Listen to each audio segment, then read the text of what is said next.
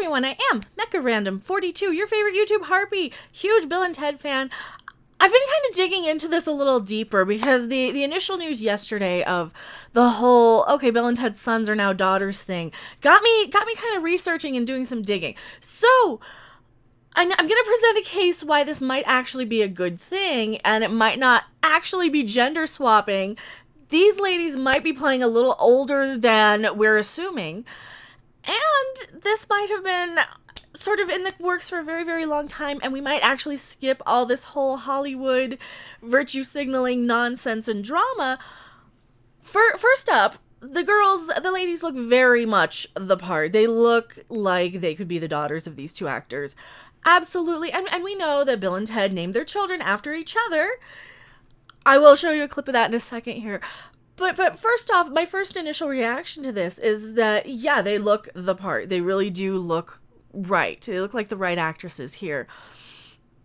Here's the thing.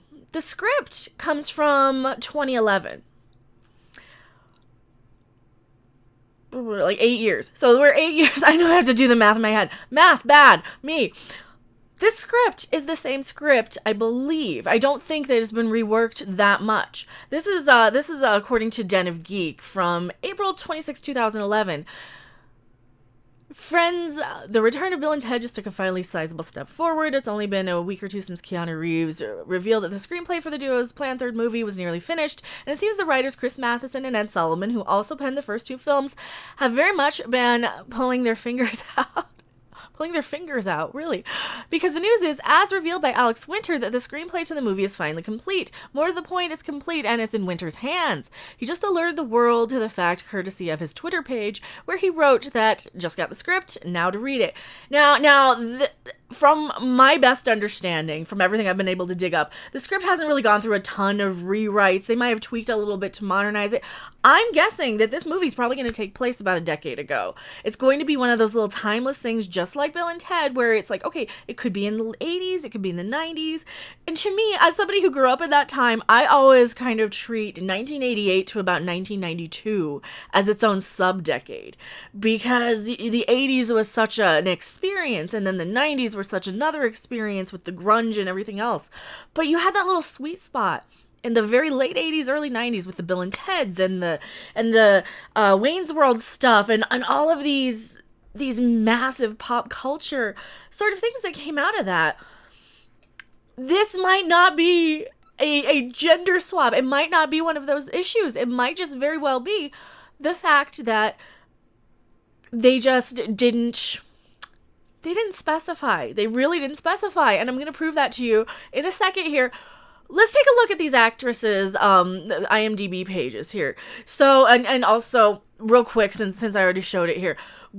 Death is, last I heard, confirmed to reprise William Sadler is confirmed to reprise his role as Death. Awesome news there. There is a little bit of speculation that since he is not on the IMDb page, that he's not in the movie anymore.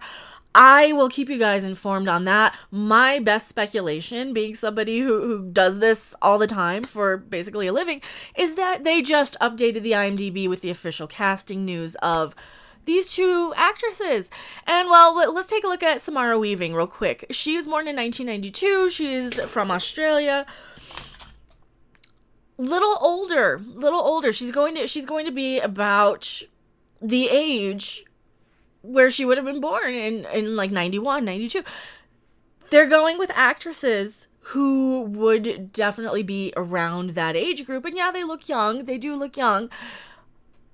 Let's take a look at, well, that's the full cast and crew. This is also a little more, this is more the whole Death thing. He's not technically listed here yet, but that could be just because they updated it for these two. Bridget Lundy Payne. All right, let's look at her. She was born in 94, a couple years younger than Samara Weaving here. Still, we're going with these characters, these people who were born in that early 90s, that little sweet spot. She's a little younger, but if you look at her here, she could be anywhere between, 17 and 30 play actress range. Both of these ladies could.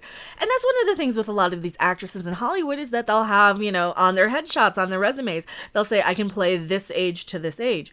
I would probably categorize both of these ladies as being able to play anywhere between like 17 and 30.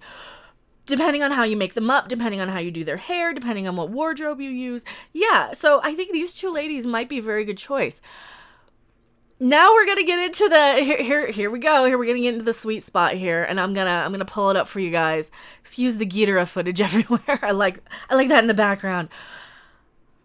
This is right from Bogus Journey. Also, I guess I was a much huger Keanu Reeves fan than I realized. This is my guitar from 1992. It's not a Gibson black and red flying V like the great Keanu has here. I really love that color scheme. I love the sound of the flying V guitars. Let's take a look at though. Let's hear them introduce Little Bill and Little Ted. You might find something shocking. I'm going to turn up the volume here a little bit too so we can hear it. Evil honeymoon. Hello, Sand Demon. So you can see them. They have the babies strapped to their back, and they're dressed like babies. They're very much babies at this point. I want to introduce you to a little friend of mine. This is Little Ted. Hello, Little Ted. And this is Little Bill. All right. So can we freeze frame and get a good look at the babies here? Let me go back. Let me get a very good look freeze frame on the babies here. We assumed these are boys. Here's the sweet thing. Here's the good news. We assumed these were boys because they're kind of dressed like babies. Babies, well, you just kind of assume in your head that if a baby's wearing all pink, it's a girl. That might not be the case. Bill and Ted might have said, hey, our daughters aren't going to wear pink, right? They might... Yeah, I know, it's a stretch. It's just stretch. They were probably intended to be boys, but since they didn't specify, they said, why not? Now, here's why... Listen to my case here. Here's why this might not be a very bad thing. This was written in 2011, before the Hollywood crazy. If this features like what we're hearing, and we'll know, I'll keep you guys posted more. This is just my early impression from everything I've been able to dig up. If we get to the point where we find the script, find leaked footage, find trailers that state that these two ladies are actually a bunch of slackers, what would that do to the women's movement, right? If you have two female characters that are just absolute losers, slackers, don't do anything with their lives, that might be where they're going with this one, because from everything I know about Bill and Ted 3 Face the Music is the time has come and gone to where they're supposed to have saved the world and they haven't yet. And they're kind of stuck being the whole slacker whatevers, and the whole great rock and roll revolution, the world hasn't been saved, nothing's happened, and now they're dads and if these two characters are slackers, they're going to be doing something that no other film franchise does, and that's portraying women in less than a perfect Mary Sue light. And I think I'm okay with that, because guess what? Women fail too, just as much as men do. Women have issues and anxiety, and they have story arcs. Not only that, this kind of does make sense to me, because they're supposed to be a blend of the Bill and Ted slacker and then the proper, beautiful princesses that are their mothers. So if these two are a couple of like super proper, lazy, like little rich girls that aren't spoiled brats, if they do it well, if they make the characters super likable, this could be the next Cobra Kai, guys. Just hear me out. What do you guys think? I'm very much, the more I've done digging into this movie, the more research I've done on this movie, the more I think we might actually avoid the crazy identity politics of the modern age. That might have been why this got greenlit now, because they had the script dusting around forever, and they might have used that as a selling point to say, oh yeah, no, now we have daughters, so now it's going to be all women and blah, blah, blah, blah, blah. But we might, at its core, get the Bill and Ted 3 that we wanted, right? Especially, we have the same screenwriters back. We have the same people, like the same creative team. We have Keanu and Alex Winter. Keanu doesn't need money. He's John freaking Wick. He's Keanu Reeves, right? Everything he touches is gold lately. He doesn't need the money. Alex Winter's done. Doesn't he go off into like directing? He's more of a behind the scenes guy now. Also, total metalhead. Absolutely love you, Alex Winter. Love both of these guys. I seriously, legit grew up on these movies, and I'm cautiously optimistic on this one.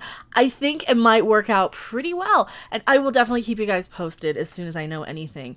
Thank you so much for watching. I am Mecha Random 42, P.O. Box 1566, Loveland, Colorado 80539.